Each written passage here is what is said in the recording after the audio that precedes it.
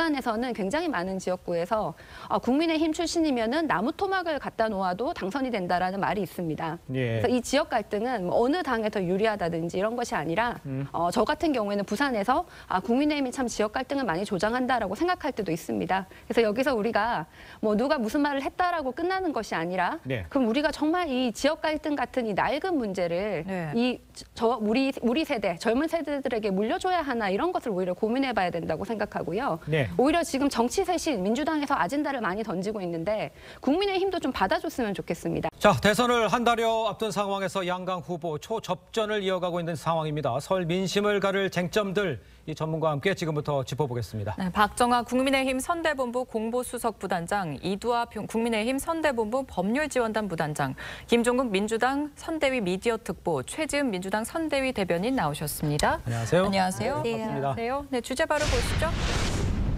네, 먼저 이제 첫 맞대결이 예고되는 이 대선 후보들의 TV 토론부터 좀 짚어봐야 할 것 같습니다. 31일에 이재명, 윤석열 두 후보가 양자 토론을 하고요. 다음 달 3일에 안철수, 심상정 후보가 참여하는 사자 토론을 하기로 합의를 했습니다.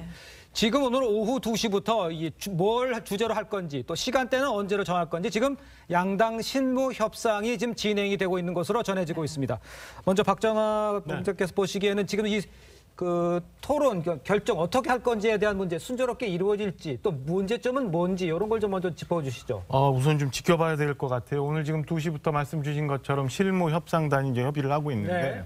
어제 저녁 9시 반부터 했었던 1차 협상에서는 사실은 그 주제별 토론을 하느냐 아니면 무제한 토론을 하느냐 이런 거 아주 좀 그 갈등이 있었던 것 같아요. 그래서 협의가 네. 잘 안 됐는데 예. 오늘 2시부터 이 건에 대해서 이제 협의를 시작을 하는데 저희가 방송 들어오기 전에 네. 민주당의 박주민 단장님 그 명의로 글이 올라왔어요. 그러니까 원래는 31일 날 양자 토론을 진행을 하고 네. 2월 3일 날 사자 토론을 진행하는 걸로 이제 양당이 합의가 됐었는데 그건 다 알려진 사실이죠. 그렇죠. 예. 근데 박주민 단장 글에 의하면 31일 날 사자 토론도 하자라는 이제 글이 올라와 있어요. 그래서 잠깐 대신한다는 뜻입니까? 그 끝나고 아니죠. 끝나고 같이 연속해서. 그래서 전혀 생각지 않은 지금 돌발 변수가 좀 발생을 한 것 같아요. 그래서 예. 이게 어떻게 귀결이 될지 모르겠습니다. 하여튼 요건을 제외하고 어제는 사실은 뭐 진행하는 31일 날 시간대, 네. 그다음에 장소는 대충 국회 쪽으로 이제 협의가 된 것 같고요. 나머지는 방송사 중계가 쉽지 않아서 네. 인터넷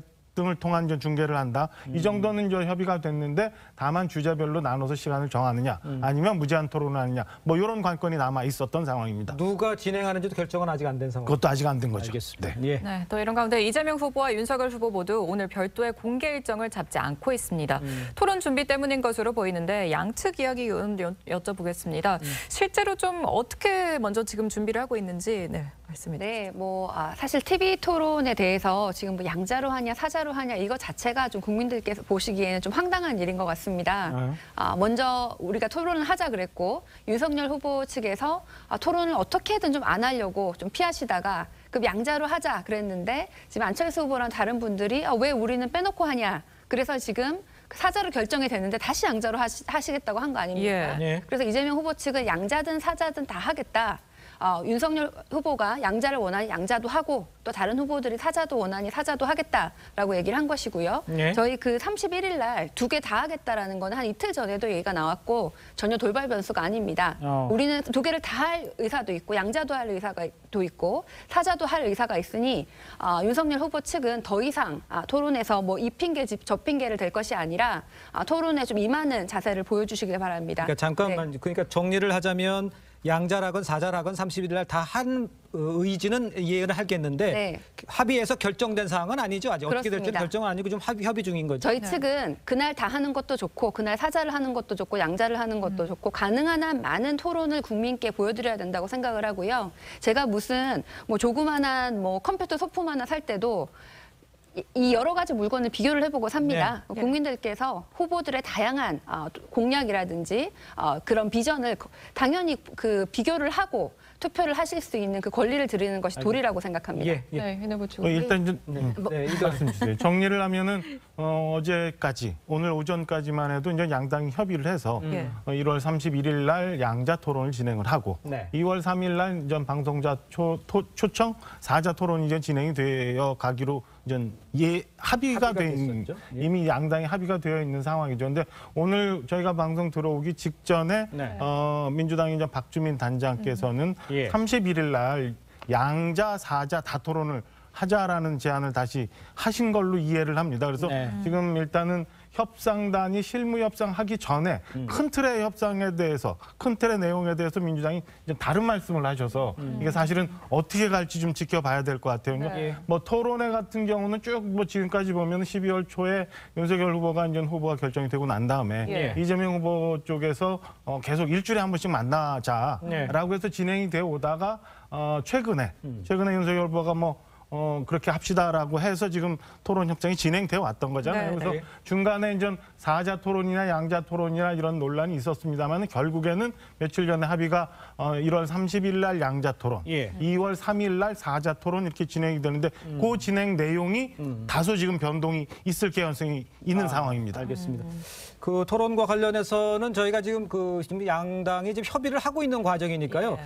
뭐 민주당도 마찬가지고 국민의힘 마찬가지고 지금 뭐가 업데이트되는 소식이 있으면 뭐 추가하실 얘기가 있으시면 업데이트 문제가 아니고요. 원칙적으로 그랬습니다. 원칙적으로는 30일 날 두 개 다 하자라고 얘기를 했었는데 예. 이재명 후보 같은 경우는 어떤 형태로든지 설 이전에 국민들에게 알 권리 차원에서 토론을 해야 되니까 예. 그렇게 제기했었는데요. 내부에 무슨 얘기가 있었냐면 그 판결문 내용이 그런 거거든요. 설 전에 유권자에게 미치는 영향이 막대하다. 그다음에 토론에서 배제된 후보가 선거운동 초반부터 군소후보 이미지가 굳혀져서 향후 선거에 불리해질 우려가 있다라고 얘기를 했었는데 네. 만약에 이재명 후보가 이걸 받게 된다면 법원이 판결한 내용과 반한 내용들을 제기하고 있기 때문에 네. 이왕이면 30일 날 하는 것이 법원 판단에도 맞다라는 생각이 드는 거고 또 하나는 2월 3일 날 합의했다고 말씀하시는데 아직까지 실무회담이 되지 않고 있는 상황이에요. 제가 볼 때 이것도 확신이 안 되는 상황인 거죠. 예. 그렇다면 이걸 포괄적으로 다 얘기해서 적어도 예. 국민들에게 확실하게 양자와 사자 토론이 어떻게 결정되는지 확인이 안 되는 상황에서 무조건 국민의힘이 요구한다고 그대로 갈 수 없다라고 하는 제가 볼 때 내부에 하나 예를 들면 레버리지 차원에서 제기한 거라 생각이 들어요. 그러니까 어저께까지 업데이트돼서 알려졌던 31일 양자 토론, 2월 3일 사자 토론 이거는 아직 합의된 건 아니다 이렇게 말씀하시는 예. 것 같은데 그럼 최종적으로 어떤 상황인지를 좀. 근데 이 부분에 대해서는 저희가 여기서 말씀을 드리는 게 부적절한 게 이 담당자가 아무도 그렇습니다. 없거든요. 그렇습니다. 자리에 저 두 분도 담당자가 아니라서 예. 오히려 우리 공보부단장님, 공보수석 부단장님이 얘기하시는 거 듣고 박주민 의원 글을 자세히 알게 되시는 것 같아요. 그래서 여기서 말씀을 하시는 건 협상단이 협상을 하고 있는데 부적절하고요. 근데 이제 몇 가지 짚어드려야 될 부분은 윤석열 후보는 1월부터는 언제든지 토론이 가능하다고 오히려 선대위 해산을 하면서 그 부분 얘기를 했더니 그 당시에 권혁기 부단장이에요. 공보부단장입니다. 네. 그리고 이재명 후보가 뭐 형식과 절차가 정해진 게 있으니까 그전엔 항상 일주일에 한 번씩 하자고 하시다가 네. 윤석열 후보가 언제든지 하자고 하니까 형식과 절차가 정해진 게 있으니까 그거에 따라야 되니까 좀 지켜봐야 된다 이렇게 말씀을 하셨고요. 네. 그리고 이 결정문이 나오고 나서 후보는 윤석열 후보나 국민의힘에서는 항상 양자 사자 토론 언제든지 어떤 형식이든지 하자는 입장이었습니다. 네. 그런데 이 부분에 대해서 결정문 내용에 설 전에라고 하는 거는 이 날짜가 설 전에 있으니까 그 날짜의 양자 토론을 방송사 공영 방송이 주최하는 게 어떤가에 대해서 판단을 하는 거지 거기에 대해서 지금 말씀하신 것처럼 양자가 합의해서 하고 그 부분이 공영 방송에서 하는 게 아니라 유튜브라든가 그리고 공영 방송이 주체가 아니라 중계를 하는 거는 선거법상 제한 규정이 없거든요. 그래서 설 전에 반드시 양자 토론과 사자 토론을 다 하라는 결정문의 내용이 없습니다. 예. 그건 한 번 더 말씀을 드리고요. 그리고 이 부분에 대해서는 협상단에서 협상을 하고 있으면 공식적으로 발표하면 말씀을 드리면 되지 않을까 싶습니다. 알겠습니다. 이제 지금 협상단이 지금 진행을 하고 있다고 하니까요. 결과가 어떤 식으로 나오는지 뭐 합의에 대해서 결정을 내야 할 것들이 좀 있습니다. 그 결과를 저희가 좀 지켜보도록 하고요. 자, 지금부터는 후보별 여론조사 결과를 좀 짚어보겠습니다. 한국갤럽이 자기 대통령 지지도를 조사한 결과 이 후보 35%, 윤 후보 35%, 안철수 국민의당 후보 15%, 심상정 정의당 후보 4%로 집계가 됐습니다. 네. 윤 후보와 이 후보 35%로 똑같은 상황인데 자, 이번 설 민심의 변곡점이 될 가능성이 양쪽에서 볼 때도 막 무척 크다 이렇게 보시는 거죠, 이게 교수님? 뭐 매우 지금 초박빙 상황이기 때문에 네. 상당히 중요하고 작은 변수 하나로도 등락폭이 되게 넓어지는 상황이다라는 거고요. 네. 그러니까 참 희한한 현상이 벌어지고 있는데요. 네. 상당히 초박빙이라고 생각이 듭니다만 제가 볼 땐 또 변동폭도 많다. 어. 그러니까 지지를 하고 있습니다만 그 지지 변경이 많다라는 얘기들은 작은 변수에도 지지율 자체가 상당히 등락이 왔다 갔다 할 수 있다는 생각이 드는 건데 거기서 이제 핵심은 뭐냐면 저런 거죠.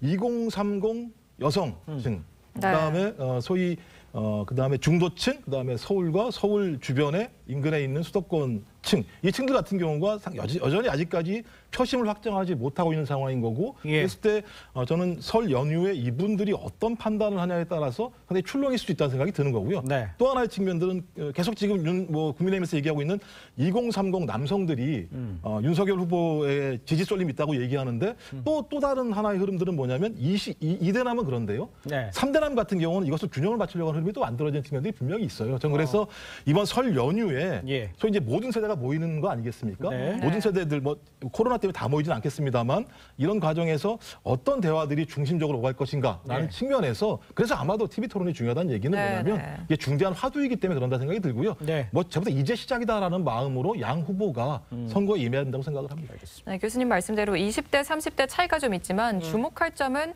이번 대선 캐스팅 보트로 떠오른 20대 지지율의 경우 윤석열 후보가 31%, 이재명 후보가 14%로 윤 후보가 큰 차이로 앞선다는 겁니다.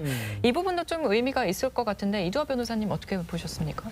사실 이제 1월 초에 선대위를 해산하고 그리고 윤석열 후보가 이준석 대표랑 이 부분 이견이 있던 부분을 해소하는 그런 태도라든가 이런 걸 보고요. 예. 그리고 20대 지지율이 좀 높아지기 시작했고 그게 20대 지지율 그리고 젊은 층의 지지율이 한때 이렇게 한 게 아니라요. 그 뒤에 20대나 30대를 위한 그리고 여러 계층을 위한 여러 연령층을 위한 공약이 계속 발표됐습니다. 근데 네. 이 공약에 대한 평가가 지지율로 이어지는 게 아닌가 싶습니다. 근데 사실 저희가 이제 더불어민주당 최강욱 최고위원이죠. 이제 합당을 해가지고 이분이 최고위원이 되셨더라고요. 예. 그래서 이분이 말씀을 노년층이 맹목적으로 지지를 하고 국민의힘을 젊은 층은 화풀이 지지를 한다.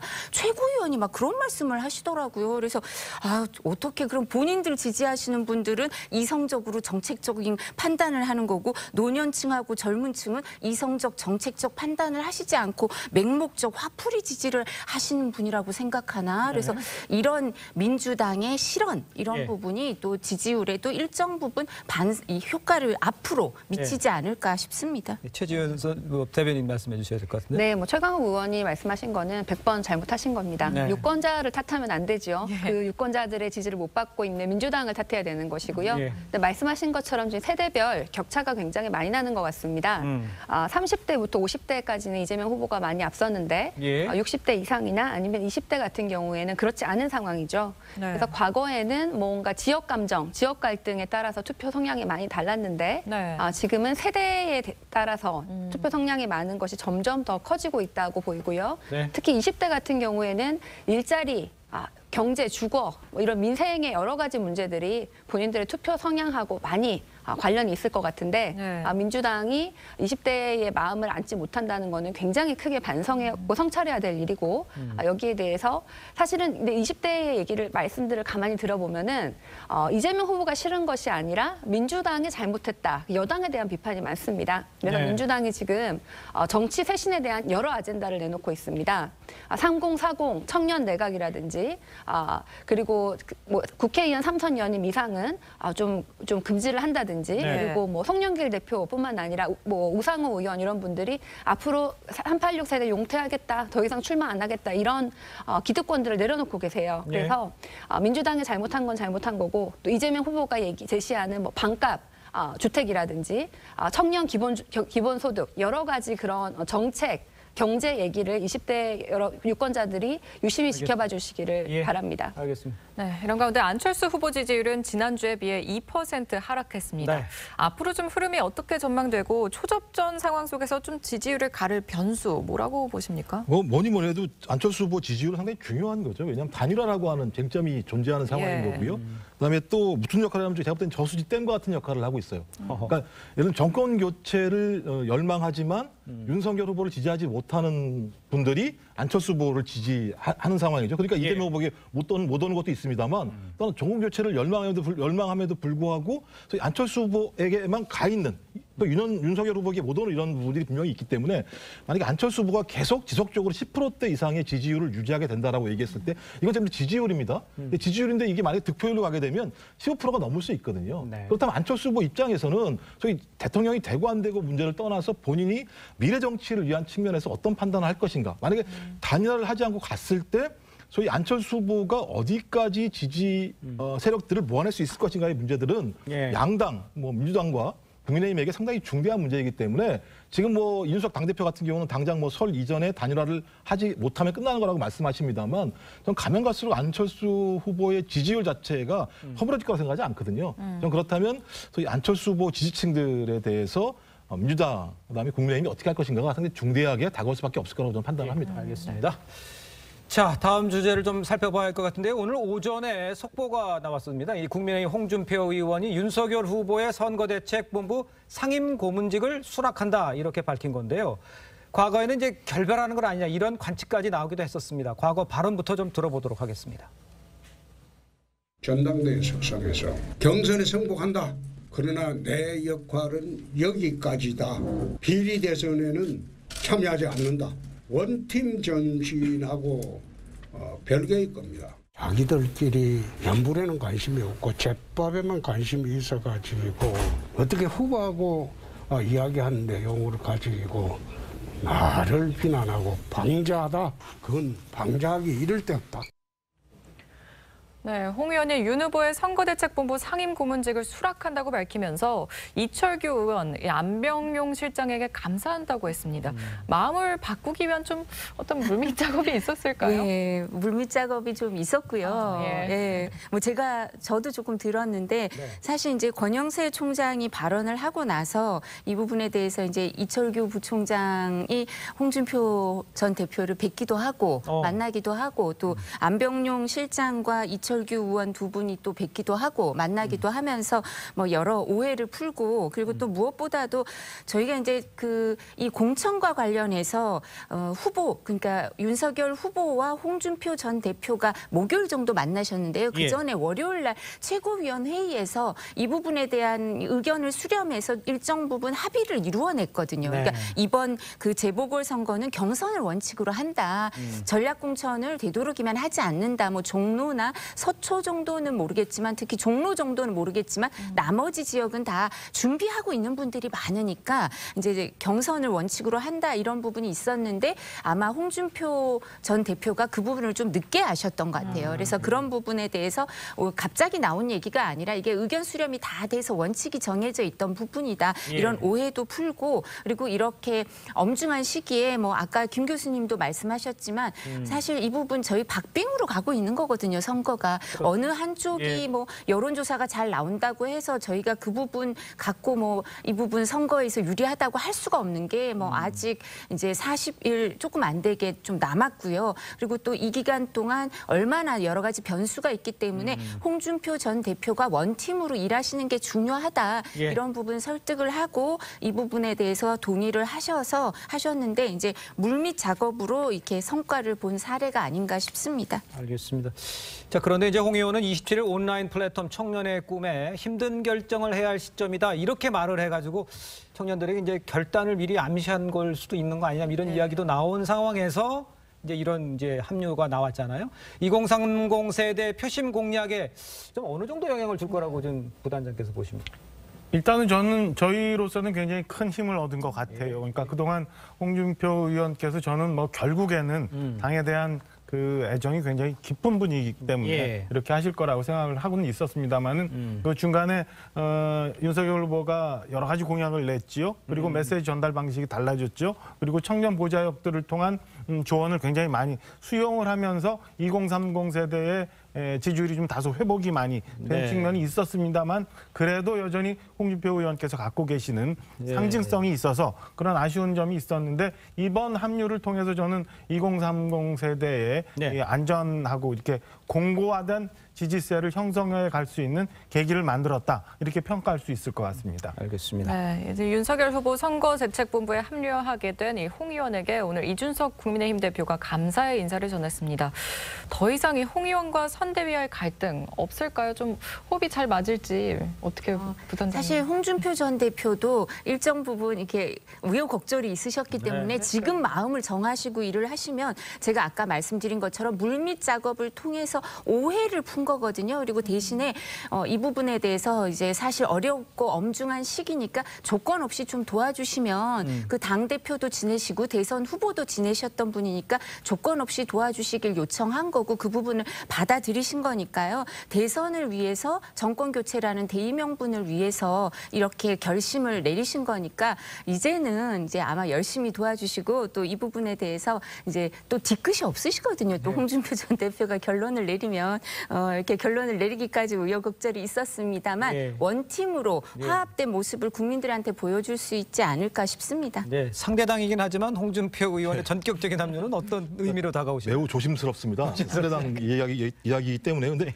말은 쉽게 하면 안 되겠구나 이런 생각은 하게 돼요. 이분과 관련해서 제가 볼 땐 고개 숙이신 거라고 볼 수밖에 없고요. 왜냐하면 공천장사했다라는 엄청난 내부의 논란을 받았던 분 아니겠습니까? 그리고 선대본부장이 당 지도자는커녕 당원 자격도 없다는 얘기를 들었던 분이었었고 본인 스스로가 나를 출당시켜라라고 말씀하셨고 선대에 합류 없다고 말씀하신 분인데요. 저는 뭐 당의 정권 교체를 위한 대의에 복무하겠다는 말씀은 인정하겠습니다만 그래도 이렇게 본인이 말씀하신 거에 맞게 다시 돌아가신다면 거기에 맞는 명분은 분명히 필요해요. 설명이 필요하거든요. 정치인들은 그냥 자기 마음대로 왔다 갔다 하는 건 아니지 않겠습니까? 그런 측면에서 뭐 국민의힘 내부에서야 원팀이 됐다라고 좋은 말씀 하실지 모르겠습니다만 국민들은 왜 그랬지라고 하는 질문을 할 수밖에 없기 때문에 그 부분에 대해서는 홍준표 의원이 충분한 설명이 필요하다고 저는 생각을 합니다. 알겠습니다. 자, 저희는 다음 주제로 좀 넘어가 보도록 하겠습니다. 자, 민주당 이재명 후보 쟁점을 좀 짚어봐야 할 것 같은데요. 이 후보는 지난 27일 호남을 찾아서 박정희 정권이 경상도에 집중 투자를 해서 전라도를 소외시켰다 이렇게 말을 했습니다. 그런데 지난해 12월에는 박정희 전 대통령의 성과를 인정하는 발언을 하기도 했습니다. 직접 들어보도록 하겠습니다. 저는 우리 박정희 전 대통령이 이제 소위 산업화라고 하는 큰 성과를 만들어냈는데 그 토대가 된 것이 결국은 국가의 대대적 투자였다라고 생각합니다. 이상하게 공장에 가보니까 관리자는 다 경상도 사람인데 밑에 말단 노동자는 다 전라도 사람인 거예요. 박정희 정권이 자기 통치 구도를 안전하게 만든다고 경상도에 집중 투자하고 전라도는 일부 소외시켜가지고 싸움시킨 결과라는 사실을 나중에 알게 됐습니다. 네, 지난 11월에는 이 박정희 전 대통령의 성과를 인정했다가 이제 와서 또 전라도를 소외시켰다고 하는 이 발언들 또 말바꾸기 아니냐 이런 지적 나오거든요. 어떻게 보세요? 박정희 대통령은 공과 실이 다 있으신 분입니다. 거기에 대해서는 우리 국민 모두가 찬성을 하실 것 같고 저도 지금 여당에 있지만 박정희 대통령이 대통령 하시던 시절 당시에 우리나라가 급속한 산업화를 한 것은 자랑스러운 근대사라고 생각을 하고 그 당시에 우리 국민들 모두가 이룬 이런 업적을 폄하를 한다든지 그것조차도 부인을 하는 것은 적절치 않다고 생각을 합니다. 그럼에도 불구하고 이런 성과가 있지만 과오에 대해서는 얘기를 해야 되는 것이 맞죠. 그래서 이재명 후보가 그런 과오에 대해서 얘기를 하셨는데 만약에 그것이 지역 갈등 조장으로 비춰졌다면 의도와 상관없이 라도 지역 갈등으로 보인다면 그것은 잘못한 것인데요. 다만 저는 제가 민주당이지만 부산 북강서을이라는 곳에서 지역구가 있고 지난번 총선에서 낙선도 했습니다. 근데 거기는 허태열이라는 국민의힘의 과거 야당의 후보가 노무현 대통령을 지역 갈등을 조장해서 당선된 곳입니다. 그래서 부산에서는 굉장히 많은 지역구에서 국민의힘 출신이면은 나무 토막을 갖다 놓아도 당선이 된다라는 말이 있습니다. 그래서 이 지역 갈등 갈등은 뭐 어느 당에 더 유리하다든지 이런 것이 아니라 저 같은 경우에는 부산에서 국민의힘이 참 지역 갈등을 많이 조장한다라고 생각할 때도 있습니다. 그래서 여기서 우리가 뭐 누가 무슨 말을 했다라고 끝나는 것이 아니라 네. 그럼 우리가 정말 이 지역 갈등 같은 이 낡은 문제를 네. 우리 세대 젊은 세대들에게 물려줘야 하나 이런 것을 오히려 고민해봐야 된다고 생각하고요. 네. 오히려 지금 정치 쇄신 민주당에서 아젠다를 많이 던지고 있는데 국민의힘도 좀 받아줬으면 좋겠습니다. 그래서 동일 지역의 뭐 삼선 연임 금지에 대한 입장이라든지 네. 아니면은 잘못한 후보에 대해서 무공천 왜 민주당만 하고 국민의힘은 안 하는 건지 뿐만 아니라 지역 갈등 같은 거는 사실은 근본적으로 우리나라 정치 시스템의 문제라고 생각을 하는데요. 네. 뭐 권력별 비례대표제 이런 식으로 정치 개혁을 하고 선거제도를 바꾸면은 호남에서도 국민의힘 후보가 많이 나올 것이고 예. 부산에서도 민주당 후보가 많이 나오는 것이죠. 예. 왜 거기에 대해서 우리가 지금 정치 쇄신 얘기를 안 하는지 저는 개인적으로 우리 야당 대표지만 당은 다르지만 이준석 대표가 젊은 정치인으로서의 변화를 상징한다고 생각을 했고 윤석열 후보도 기존 정치인이 아니기 때문에 이 두 사람이 오히려 국민의힘에서 이런 정치 쇄신을 같이 맞받아칠 줄 알았는데 예. 민주당 혼자서 지금 벽 보고 얘기하는 것 같습니다. 정치 쇄신 얘기 좀 해주십시오. 뭐 쇄신 얘기도 있어요. 네. 자기 자신의 이야기도 세신 좀 얘기 우리 해주셨는데 부단장님이 하시면 될 것 같은데 제가 그러면 앞부분 네. 지역 소외 발언 그 부분 조금 설명을 예. 제가 따로 말씀을 드리자면 아마 이제 후보들이 지역에 가면 지역 맞춤형 공약이라든가 지역의 연고라든가 이런 말씀을 하실 수는 있어요. 그 맞춤형 발언이 있죠. 그리고 지역 주민들이 원하는 발언이 있지만 근데 호남에서 이런 얘기를 원했을까요? 이게 몇십 년 전의 얘기일지도 모르겠는데 저도 그렇게 와닿지 않는데 그리고 또 이재명 후보가 이제 과거 사례를 봤을 때 지난 12월에도 전북 지역 순회할 때는 전북이 더 이상 소외받지 않도록 하겠다 그러면서 네. 호남 내 전북 소외론을 주장하셨어요. 그리고 그때 이제 전국 순회를 하시면서 경북 안동 시장이나 문경 가서는 이제 박정희 대통령이 산업화를 통해 대한민국을 경제대국으로 만든 공을 말씀하셨거든요. 근데 여기에서 또 어떤 부분이 있으셨냐면 대구에 가셔가지고 네. 대구에서 대구 경북은 한쪽만 찍어서 망했다 이런 말씀을 하셨어요. 그러니까 오히려 그때 그 몇십 년 만에 만난 초등학교 은사가 계시더라고요. 이재명 후보 은사가. 예. 그래서 이재명 후보가 은사가 몇십 년에 만나서 그렇게 말씀하시더라고요. 사람들한테 상처 주는 말 좀 하지 말라고. 그렇게 얘기를 하시는데 예. 이런 발언은 망했다. 아니 TK 지역 대구 경북 저 고향인데요. 아니 TK가 뭐 망했습니까? 망했다고 말씀하시는 건 너무하죠. 물론 대구와 광주가 지역 내 총생산이 전국 최하위권인 건 맞아요. 예. 그렇지만 망했다라고 말씀하시는 건 저는 지역에서 발언이 상처를 주는 발언이었다고 생각하고요. 예. 그리고 이렇게 지역 발언을 이렇게 계속 하시면 갈라치기나 지역 갈등 조장 발언을 하시는 거는 이제 이준석 대표가 말을 잘하셨더라고요. 저런 불량한 정치인이 선거 때마다 이용하는 지역 감정에 속지 말자. 이번 대선에서 끝내자. 이런 얘기를 하셨는데 예. 이런 지역 갈등을 조장하는 발언은 좀 부적절하지 않을까 싶습니다. 알겠습니다. 잠깐 저희가 좀 정리를 해야 될 것 같은데 아까 박정아 부단장께서 말씀하신 그 회의가 지금 진행이 되고 있는데 업데이트된 내용이 이제 30일 날 2개를 다 할 수 있다라고 했다라고 뭐 글을 올렸다고 말씀하셨는데 그렇지 않은 걸로 지금 확인되고요. 그건 27일 날 방송 토론과 관련된 내용을 이경 대변인인가요?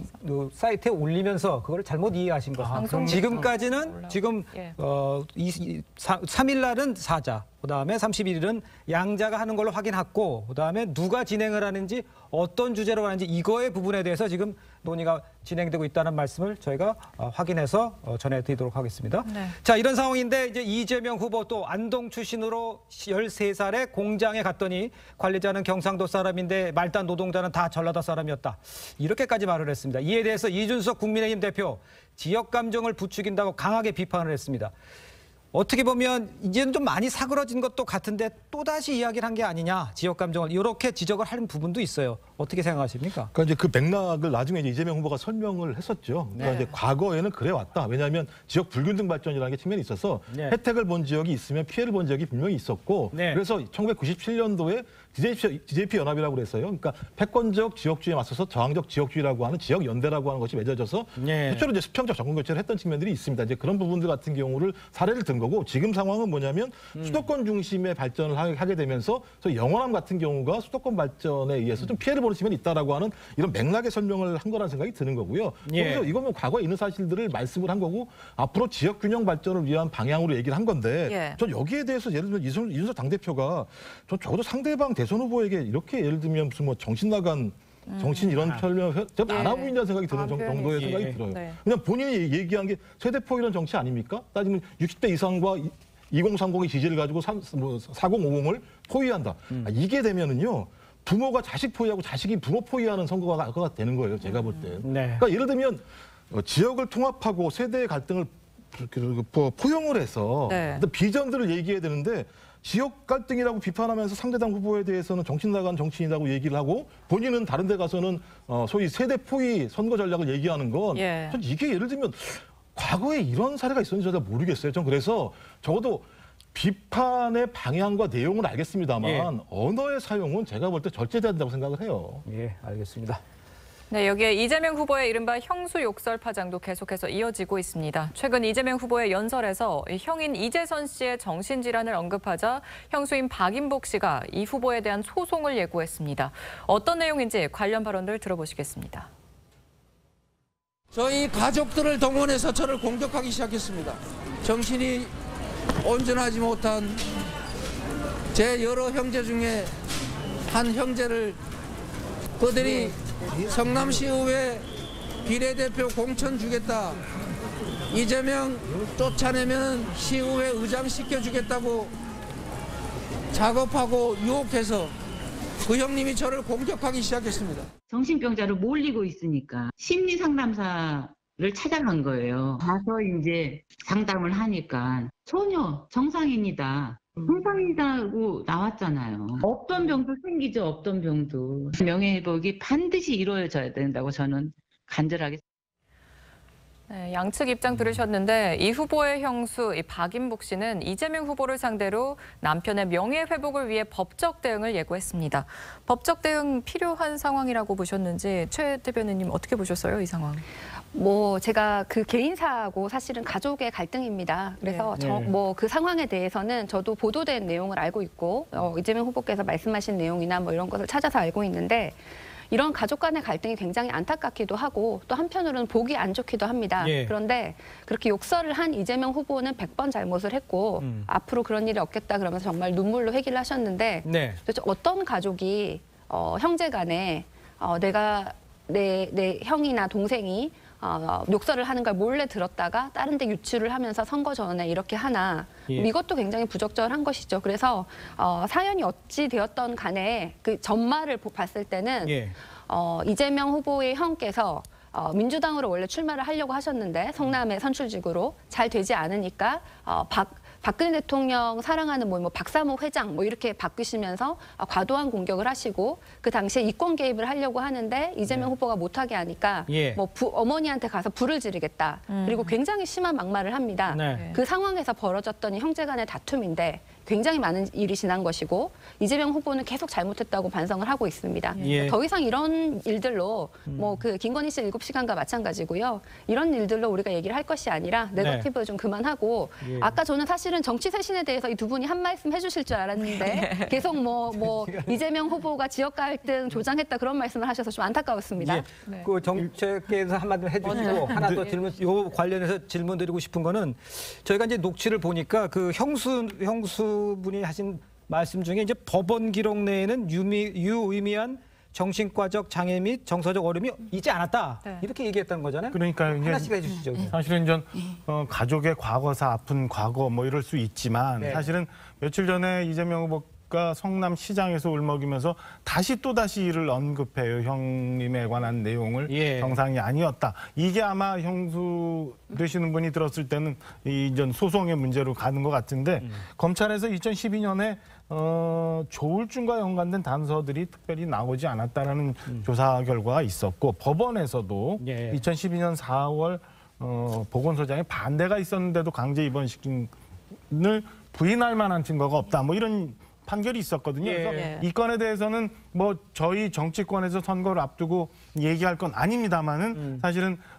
이재명 후보가 그런 얘기를 또다시 언급했기 때문에 네. 가족 내세 형수가 소송을 검토하는 상황으로 갔다. 유감스럽다라는 말씀을 드리고요. 정치 쇄신 얘기 좀 하시는데 보면은 쇄신 호소인 같은 생각이 좀 들어요. 그러니까 민주당 내에서 지금 이재명 후보가 어려운 상황, 그다음에 민주당이 어려운 상황에 대해서는 민주당이 여태 만들어 온 거거든요. 예. 그래서 당내에서 무슨 불출마 얘기를 하거나 아니면 586 그 쇄신 뭐 이런 얘기가 나오면 당내에서 해결하고 국민들로부터 그걸 판단받으면 돼요. 그러니까 예. 야권에 대해서 저희 당에 대해서 뭐 이렇게 해라 저렇게 얘기해라라고 하면서 젊은 의원님들 뭐 김용민, 고민정 의원 등등이 붙일 필요는 전혀 없다. 예. 그리고 그런 차원에서 저희가 뭐 얘기 아까 잠깐 갔습니다만 네. 대구 같은 경우 무공천 얘기를 했고 그렇습니다. 이런 거에 대해서 결국에는 국민들이 판단하리라 예. 보여집니다. 자, 김종욱 교수님 짧게 또 한마디 해주시고요. 또 이도하 변호사. 혁신을 얘기해야 됩니까? 이재명 후보들 얘기해야 됩니까? 근데 이재명 후보님 얘기를 하게 되면 원래 이제 장영하 변호사가 그 녹취록을 공개를 해버리니까 예. 거기에 대해서 이것이 회자가 되면서 이재명 후보가 얘기한 것 같고요. 정서 말씀하신 것처럼 일단 형수의 본인의 주장이 있겠습니다만 2014년도에 그 작관 어머님하고 오남매의 호소문도 분명히 있습니다. 좀 그런 상황이 있고 또 이 소송을 갖다 제가 볼 때 장영하 변호사가 이걸 좀 대리할 거라는 얘기가 나오는 것 같은데 이분이 제가 알기로는 국민의힘에 있는 이재명 후보 국민검증특위에 계신 걸로 제가 알고 있는데 네. 저는 이런 부분 같은 경우는 상당히 좀 문제가 있다 이렇게 하시면 그래서 이 부분에 대해서만큼은 국민들이 충분히 알고 계시기 때문에 국민적 판단에 맡겼으면 좋겠다 이런 생각. 네, 뭐 소송을 장영하 변호사가 하든 누가 하든 소송은 검찰에서 이제 법원에서 판단을 하는 거니까요. 그건 누가 하든 상관이 없는데 이제 박인복 씨 형수는 사자에 대한 명예훼손을 이제 소송을 하겠다는 겁니다. 그러니까 돌아가신 남편은 말씀을 하실 수가 없는데 거기에 대해서 이재명 후보가 계속해서 비난을 하니까 그게 사실이 아니다라고 해서 이 명예를 회복하겠다고 사자에 대한 명예훼손을 이제 소송을 하겠다는 거고요. 그리고 이 부분과 관련해서는 좀 전에 우리 수석 부단장님이 말씀하셨지만 첫 번째 이재명 후보 관련 공판에서 법원이 판단한 게 다 있어요. 첫 번째는 2012년 12월에 이 이재선 씨에 대해서 심리학적 평가를 했어요. 그래서 법원의 기록에 보면 아까 말씀하신 것처럼 정서적 어려움이나 정신과적 장애가 있지 않다고 얘기했고요. 그래서 이런 부분에 대해서 다 그 박인복 씨 입장에서 물적 증거가 있는 거예요. 근데 이재명 후보가 하는 건 그냥 주장이고 호소일 뿐이지 물적 증거는 없는 상태입니다. 알겠습니다. 자, 지금 정치권 소식은 여기까지 이야기를 나눠보도록 하겠습니다. 네 분과는 여기서 인사 나누겠습니다. 고맙습니다. 감사합니다. 감사합니다.